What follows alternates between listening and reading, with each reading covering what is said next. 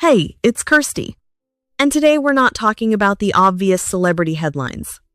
Because, yes, we could sit here and talk about who was seen leaving a restaurant, who posted a cryptic quote, who unfollowed who, and who wore what to Cannes. But honestly, the real celebrity tea right now is not the loud stuff. It's the quiet stuff. The little stories sitting in the background that actually say way more about where Hollywood is heading. And once you start connecting the dots, it gets very interesting. Because right now, celebrity culture is changing. The old Hollywood machine is looking tired. The press machine is being questioned. YouTube creators are stepping into spaces traditional studios used to control. And celebrities are starting to realize that the public no longer trusts the shiny, polished version of fame the way they used to. So let's get into the celeb news that is not trending enough, but absolutely should be. First, we need to talk about Miles Teller. Now, Miles Teller recently opened up about why he basically stopped doing major written interviews after that old Esquire profile painted him in a really negative way. He said the whole thing felt mishandled and that it changed how he looked at press completely. And listen, that is actually bigger than just one actor being annoyed about one article. Because what he's really pointing at is the celebrity media machine. For years, celebrities needed magazines, red carpets, late-night shows, and big entertainment outlets to shape their image. But now, a bad headline can follow you for 10 years.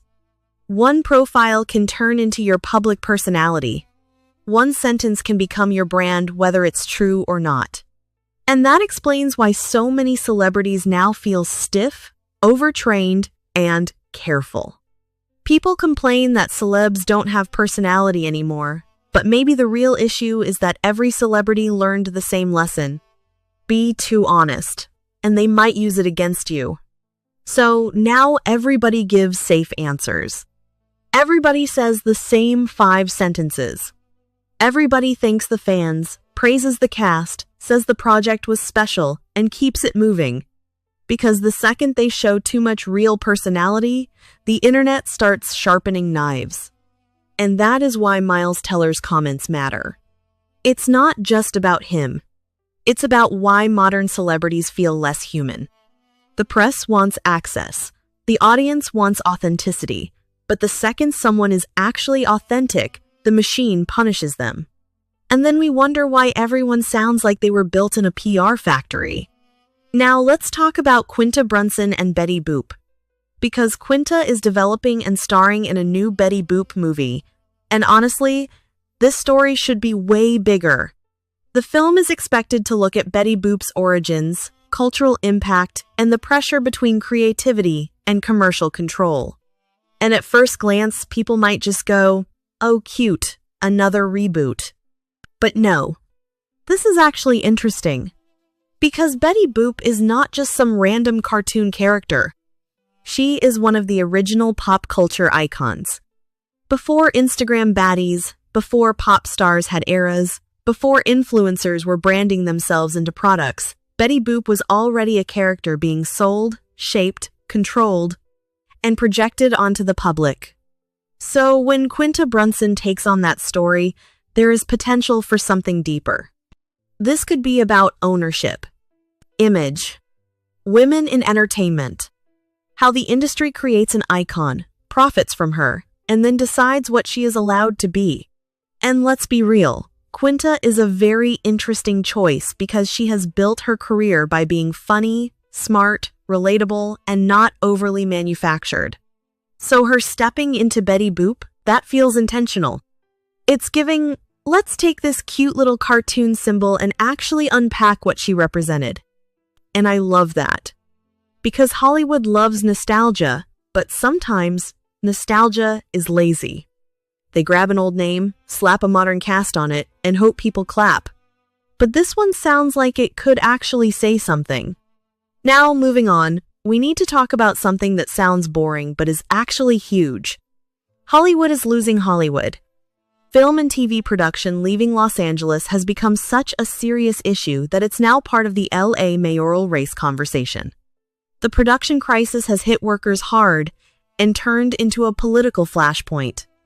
And that is wild, because when we think of Hollywood, we think of LA, the studios, the palm trees, the red carpets, the whole fantasy.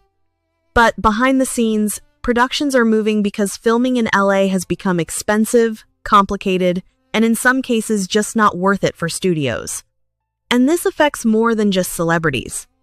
It affects camera crews, makeup artists, editors, set builders, background actors, drivers, assistants, all the people who actually keep entertainment running while the celebrities stand in front of the camera getting the applause.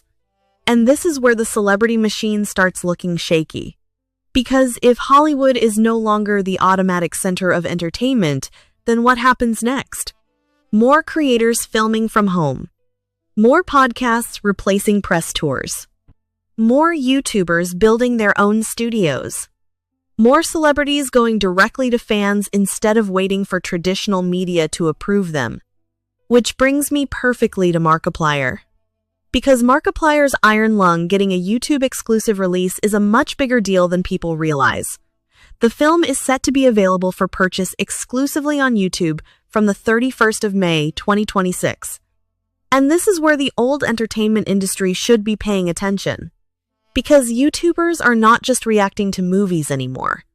They are making them. They are funding them. They are marketing them. And now they are releasing them directly to their audience. That is a power shift. For years, traditional Hollywood looked down on internet creators. They treated YouTubers like they were cute little side acts.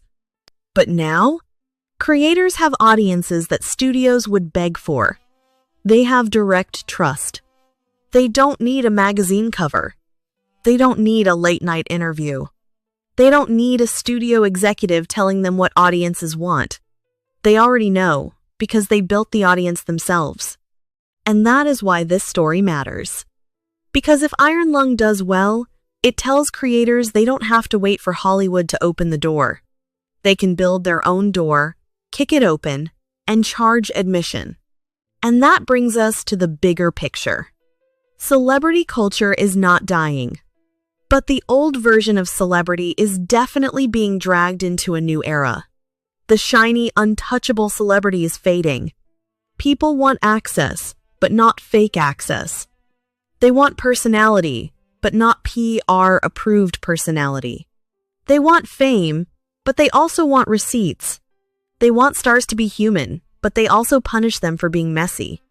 And that contradiction is exactly why Hollywood feels so weird right now. Celebrities are scared of interviews. Studios are scared of creators. The public is tired of fake perfection, and the internet is becoming the new red carpet. So while everyone else is chasing the loudest headline of the day, I think the real tea is this. Hollywood is losing control of the narrative. And the people who understand that first, they are the ones who are going to win the next era. Because the future of entertainment might not be a studio lot. It might be a YouTube channel, a podcast room, a creator-led film, a direct-to-fan drop, a live stream, a commentary channel. And honestly, that is why these small stories matter. Because they are not small. They are warning signs. The fame machine is changing. And the celebrities, creators, and studios who refuse to adapt are going to get left looking very old school very fast. But what do you think? Is Hollywood losing its power? Are celebrities right to avoid the press? And are YouTubers becoming the new entertainment industry? Drop your thoughts below, because you already know I want to hear them. Like and subscribe, keep sipping that tea, and I'll see you in the next one.